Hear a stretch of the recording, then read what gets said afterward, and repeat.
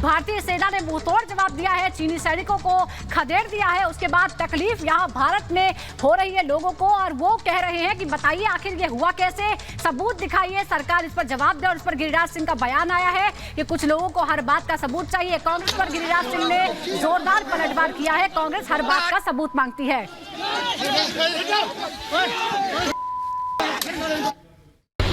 मोदी को गाली देते देते वो देश को गाली दे रहे हैं, सेना को गाली दे रहे हैं। कल आपने देखा होगा इस सवाल पर, तमाम के सवाल पर कि प्रधानमंत्री ने सदन को गुमराह किया, ये घूम घूम करके आप लोगों को, मीडिया को वो बाइट दे रहे थे। लेकिन कल इस लोकतंत्र के मंदिर लोकसभा को जब आतंकवादियों ने उड़ाने की कोशिश की थी, उसमें जो हमारे जवान शहीद हुए थे उनकी याद में हम रखते हैं श्रद्धांजलि देने के लिए, उसमें ओवैसी ने। बिल्कुल, तो आप देख रहे हैं कि किस तरीके से एक बार फिर से कांग्रेस पार्टी जो सबूत मांगती है उसको लेकर यहाँ बयान गिरिराज सिंह की ओर से दिया गया और उन्होंने कटाक्ष भी किया। हमारे साथ में इस वक्त विवेक हमारे सहयोगी लगातार मौजूद हैं, लोमस भी हमारे साथ जुड़ चुके हैं। विवेक, जिस तरीके से सुबह से लगातार आप तस्वीरें दिखा रहे हैं और लगभग हर सीमा पर रिपब्लिक भारत की टीम यहाँ मौजूद है, लेकिन देश के भीतर ही जब सभी को एक साथ खड़े होना चाहिए तो विपक्ष, खास तौर पर कांग्रेस पार्टी, वो अपना पुराना राग अलापना शुरू कर देती है। बिल्कुल, और पूरा देश इस बात को महसूस कर रहा है कि आखिर कांग्रेस कर क्या रही है या विपक्ष कर क्या रहा है। जब बात देश की एकता की हो, जब बात देश की सुरक्षा की हो, तो ऐसे मुद्दे पर सभी को एक होना चाहिए। और ये एक छोटी सी बड़ी गहरी बातें है और ये हर कोई जानता है, लेकिन कांग्रेस नहीं समझती है, कांग्रेस के नेता नहीं समझते हैं। कांग्रेस के नेताओं को राजनीति लगती है। कांग्रेस को लगता है कि ऐसे मुद्दों पर क्या जनता का दिल जीता जा सकता है? यह भी अपने आप में बड़ा सवाल है। देखिए, लोग जो है, हम इस वक्त धर्मशाला में हैं, कुछ देर पहले हम मैकडॉलगंज में थे, वहां पर हमने लोगों से बातचीत की थी। वहां पर जो तिब्बती लोग रहते हैं, तिब्बत से आए हुए जो लोग हैं, जो रिफ्यूजी हैं, वो लोग जो वहां पर रहते हैं, उनका साफ कहना था कि चीन की हरकत है और इस तरह की हरकत वो लगातार अंजाम देता रहा है और चीन की सेना का सामना भारतीय सेना ही कर सकती है। भारतीय सेना में वो दम है, भारत सरकार में वो दम है, लेकिन ये दम, ये ताकत, ये एहसास, ये शायद विपक्ष के नेता नहीं समझना चाहते हैं, या उनको लगता है कि अगर वो भारतीय सेना की तारीफ कर देंगे तो फिर भारत की मौजूदा सरकार की तारीफ हो जाएगी, नरेंद्र मोदी की तारीफ हो जाएगी। और इसी डर से शायद विपक्ष के जो नेता हैं वो इससे जो है इसकी तारीफ नहीं कर रहे हैं, बल्कि इस पर सवालिया निशान उठा रहे हैं, जिसको लेकर केंद्रीय मंत्री कह रहे हैं कि उनको तो हर बात पर सबूत मांगने की आदत हो गई है। लेकिन सवाल इस बात को लेकर है कि देश की सुरक्षा सर्वोपरि है, देश की अखंडता सर्वोपरि है, और देश की सीमा पर अगर इस तरह से बिल्कुल विवेक, हम आपके पास लौटेंगे। मैकडॉलगंज से आप हमें जानकारी दे रहे हैं क्योंकि लगातार सतर्कता बरती जा रही है, लेकिन इस बीच किस तरह की सियासत हो रही है देश में, ये आपको सृष्टि बताएंगी।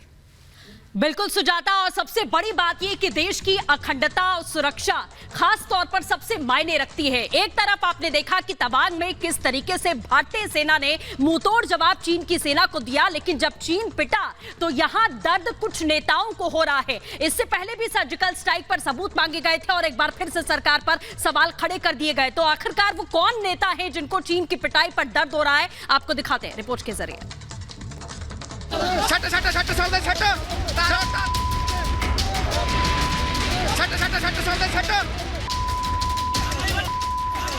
तवांग में पिटाई चीन की हुई, लेकिन दर्द हिंदुस्तान के कुछ नेताओं को हो रहा है। अपने खास यार की सॉलिड कुटाई से इन नेताओं में खलबली मच गई है। लठ से दुश्मनों की मेहमान नवाजी इन्हें रास नहीं आ रही। पिटाई के बाद जितना चीन बिलबिला रहा है, उससे ज्यादा संसद में विपक्ष, जिन नेताओं को भारतीय सूरमाओं के शौर्य पर नाज होना चाहिए था, वो सवाल कर रहे हैं, संसद में बवाल कर रहे हैं। चाइनीज एग्रेशन के बारे में और जो अतिक्रमण हुआ है, इसके बारे में हम डिटेल चर्चा इस सदन में चाहते हैं। और सदन को बहुत से चीजें तो डिफेंस मिनिस्टर ने नहीं बताया। चीन की पिटाई के बाद चीन प्रेमी नेताओं ने कल भी सरकार पर सवाल खड़े किए थे। तब संसद में राजनाथ सिंह ने जवाब देकर इनकी बोलती बंद कर दी थी। सेना के शौर्य का बखान भी किया, और चीन में मची भगदड़ का भी। मैं इस सदन को आश्वस्त करना चाहता हूं कि हमारी सेनाएं हमारी भौमिक अखंडता को सुरक्षित रखने के लिए पूरी तरह से प्रतिबद्ध हैं और इसके खिलाफ किसी भी प्रयास को रोकने के लिए सदैव तत्पर है। मुझे विश्वास है कि यह सदन हमारी सेनाओं की वीरता और साहस को एक स्वर से समर्थन देगा। और अध्यक्ष महोदय, मैं आश्वस्त हूं कि यह संसद बिना किसी संशय के भारत की सेना की क्षमता, शौर्य, पराक्रम और प्रतिबद्धता का भी अभिनंदन करेगी। लेकिन कांग्रेस का चीन प्रेम देश प्रेम पर हावी होता दिख रहा है। बेवजह संसद में बवाल किया जा रहा है, नए नए सवाल दागे जा रहे हैं। आप सोच रहे होंगे कि आखिर ऐसा क्यों हो रहा है। इसकी वजह कल संसद में गृह मंत्री अमित शाह बता चुके हैं। राजीव गांधी फाउंडेशन को 2005-6 और 2006-7 के वित्तीय साल में चीनी दूतावास से 1,35,00,000 रुपए का अनुदान प्राप्त हुआ था। ये जो राशि चीनी दूतावास से मिली, इसका उपयोग भारत चीन संबंधों के विकास पर शोध करने के लिए ये पैसा दिया गया। राजीव गांधी फाउंडेशन और चीन चंदे की पोल खुली तो कांग्रेस जवाब की जगह उल्टे सवाल करने लग गई, दोहरा चेहरा छिपाने की कोशिश में जुट गई। सरकार को इस विषय पे बयान देना चाहिए, क्योंकि ये तो कोई नए मामला नहीं है। लगातार हो रहे हैं, अतिक्रमण हो रहे हैं, हमारे ज़मीन को कब्जा किए रखे हैं चाइना, और लद्दाख से उत्तराखंड से लेकर अभी पहुंच गए अरुणाचल। तो इस सारे मुद्दे को देखते हुए सारे हिंदुस्तान की आज की जो हालत एक खतरे में है, ये तो चाइना की तरफ से एक खतरे में डालने का हर संभव कोशिश किए जा रहे हैं। चाइना की ये साजिश को नाकाम करने के लिए सरकार की क्या रवैया है, रुख क्या है, सरकार क्या इंतजाम कर रही है, हमें जानने को अधिकार है। कांग्रेस की चीन प्रेम की दास्तां इतनी सी नहीं है। अमित शाह कह चुके हैं कि गलवान झड़प के बाद एक ओर कांग्रेस ने सवाल खड़े किए थे, तो वहीं दूसरी ओर चीनी अधिकारियों को डिनर दिया गया। शाह ने यूएनएससी की सदस्यता गंवाने की वजह भी नेहरू जी के चीन प्रेम को बताया। और शोध इस पर किया तो रिपोर्ट क्या आई है? नेहरू जी के प्रेम के कारण सुरक्षा परिषद में भारत की स्थायी सदस्यता बलि चढ़ गई। इस विषय को उन्होंने शोध का विषय बनाया था क्या? और अगर बनाया था तो इसका नतीजा क्या हुआ?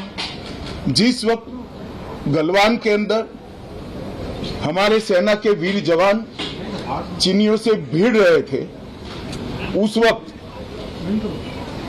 चीनी दूतावास के अधिकारियों को कौन रात्रि भोज दे रहा था? वो उनकी शोध का विषय था क्या?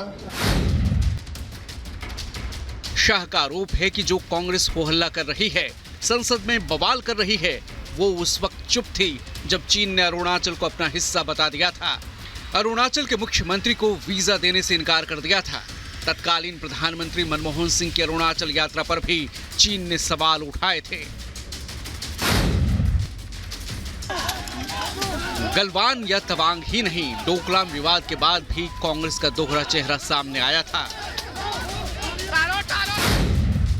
आरोप लगाया जाता है जून 2017 में जब डोकलाम में भारत और चीन की सेना आमने सामने थी, तब राहुल गांधी ने चीनी राजदूत से गुपचुप मुलाकात की थी। जुलाई में राहुल गांधी ने सरकार पर सवाल उठाए थे। उसके 2 दिन बाद ही चीनी राजदूत से मिलने चले गए। कांग्रेस का चीन प्रेम कई मौकों पर सामने आ चुका है। कई विवादों में कांग्रेस सरकार के विरोध के तौर पर चीन की हिमायत करती दिखी है। Bureau report, Republic Bharat.